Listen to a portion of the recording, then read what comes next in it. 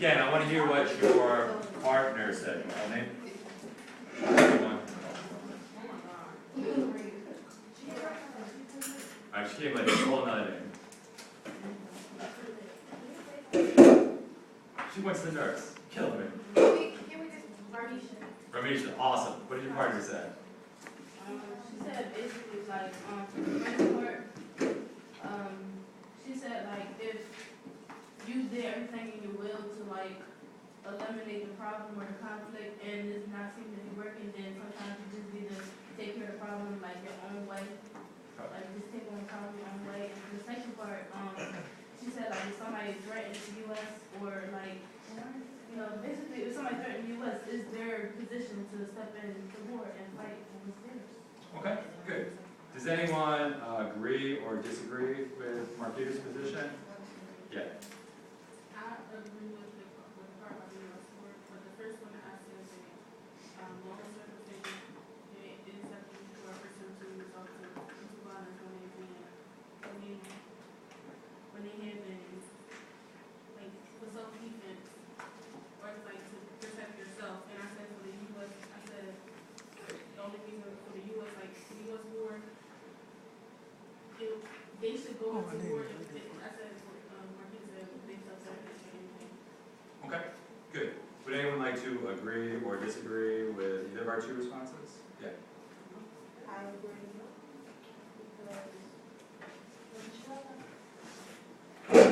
Huh? Are you passing off? Yes. Go ahead.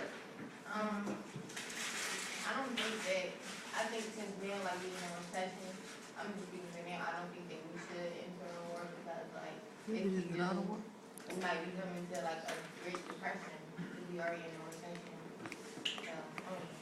So you said when we should enter a war. The question is like, when should we enter a war? When we feel threatened. Let me ask you about that idea about threatened.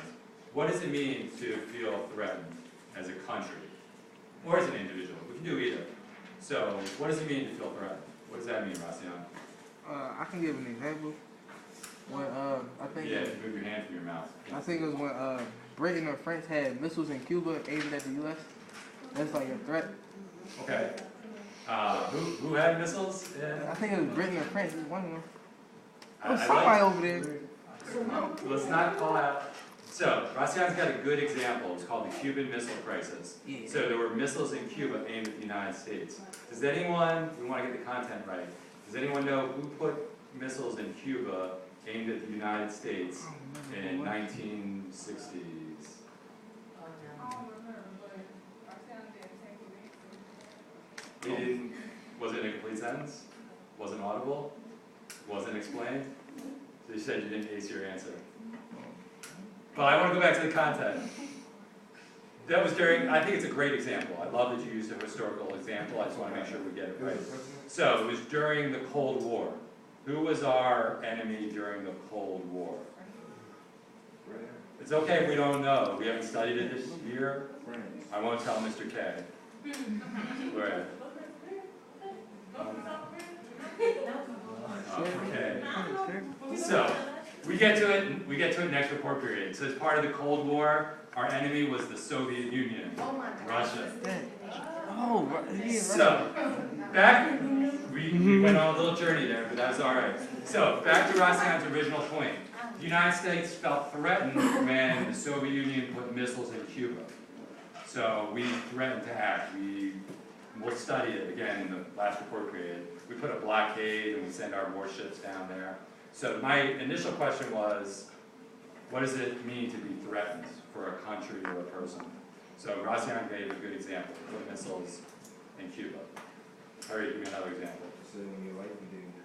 When your life's in danger, you feel threatened? Yeah. Okay. Makes sense? How do you know when your life's in danger? When somebody say they're gonna kill you. So someone says they're going to kill you and your life's in danger? Yeah. Because you don't know if this is true or not. Okay. Does anyone want to agree or disagree with that? Akira? I would kind of agree with this reason, but like for example, like say like somebody like it's like send a message to somebody like the president or something, and then like a of the commotion after. You're going to feel threatened by your country because like you got a message and then like something happened to your people in your country. So we're gonna try to fight that in the day. So if you get a message and something happens. So it's not enough just to get the message. So Kyrie said, it's just a message. If someone threatens you, that's enough. Takira's saying you gotta get a message and something's gotta happen. Alright, it was shots. All right, Brianna. I think the country can feel threatened if like a different country was to come in with all their troops and soldiers and trying to take over. Okay, so that's an action. If they move troops and soldiers like on your border or attack you. Last comment, and we're gonna move on.